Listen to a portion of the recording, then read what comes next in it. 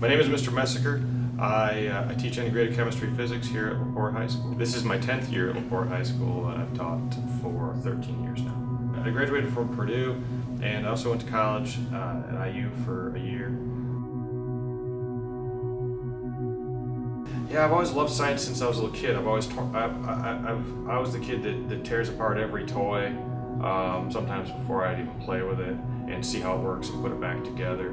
I would take my dad's tools when he wasn't around so that I could take things apart, and I realized that I needed to know a lot more about the basic rules of how the universe works, be able to understand the things that I was seeing. So I got interested in science that way. Originally I was not going to be a science teacher.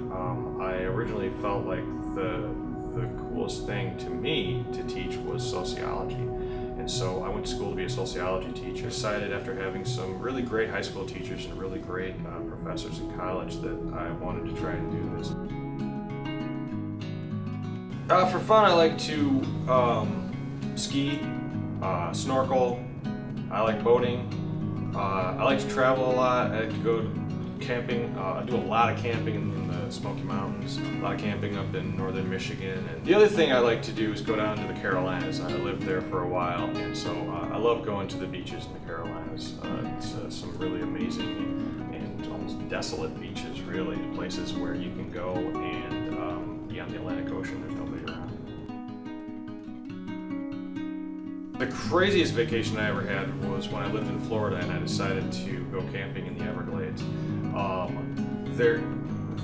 The mosquitoes are unbelievable, like nothing. I can't even describe the sound of that many mosquitoes. Just the sound alone was crazy. And the amount of blood that covered the inside of my tent from killing mosquitoes that were biting you as you're killing the other mosquitoes. It was possibly the dumbest thing I've ever done. I've also gotten caught in storms in Canada before with absolutely nothing and not been able to make it back to my tent, so just slept on a rock in the rain in the middle of the Canadian wilderness. That was interesting. My goal for my students is to help them so that maybe not immediately, but eventually in life, they would be able to use science to solve problems, to make their life more interesting, to get better jobs, to make more money. I really feel like there's a huge problem in society right now where people just don't have a firm grasp on what science can help them actually do. Science is actually a way to solve problems and make your life better. So I hope that my students will be able to use science to actually make their life better. People ask me a lot if kids are getting harder to deal with, if cell phones are making my job more difficult, if the current media is ruining kids, and I think this question has existed forever. My response is always, I don't think kids change. I think that society changes, and there's small changes, but no, cell phones aren't ruining the new generation. It's just something different. Kids aren't any worse than they ever have been. Hopefully, they're better. And I think they actually are better. I think kids are better now than ever. So I don't have any kind of a fear about the new generation. Yeah, I think my greatest accomplishment is the world that I've created around myself, where I have a professional career working with kids. I get to actually make a difference. I don't have to go to work every day and punch a clock and do something that I don't think matters. I get to do something that I think does matter. And I surround myself with that, and I surround myself with my children at home. I get to raise them as I see being best for them. The most important thing in my life right now, I would have to say, is my family. Spending time with my kids and my wife. And I never really thought that would happen to me. And then, when you grow up, it's one of those things that's really surprising that you end up your kids end up becoming kind of your world at some point in your life. Favorite memories of my kids are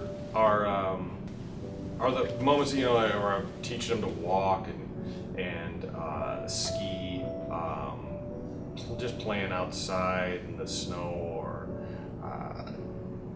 teaching them how to snorkel, teaching them to swim, stuff like that. I like to watch my kids like struggle until they eventually master something, and then suddenly it's really hard. It's a hard part of parenting, but it's probably the most exciting part when you push through and eventually your kid can do something that you like doing, and so now you can do it together. Hey Mom, this is super duper awesome. I love skiing. Me too. I can turn back and forth, back and forth. Yeah, she can.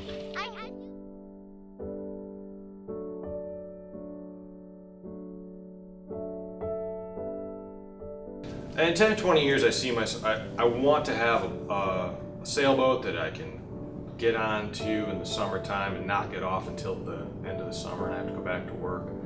I would love to spend the entire summer living on a boat.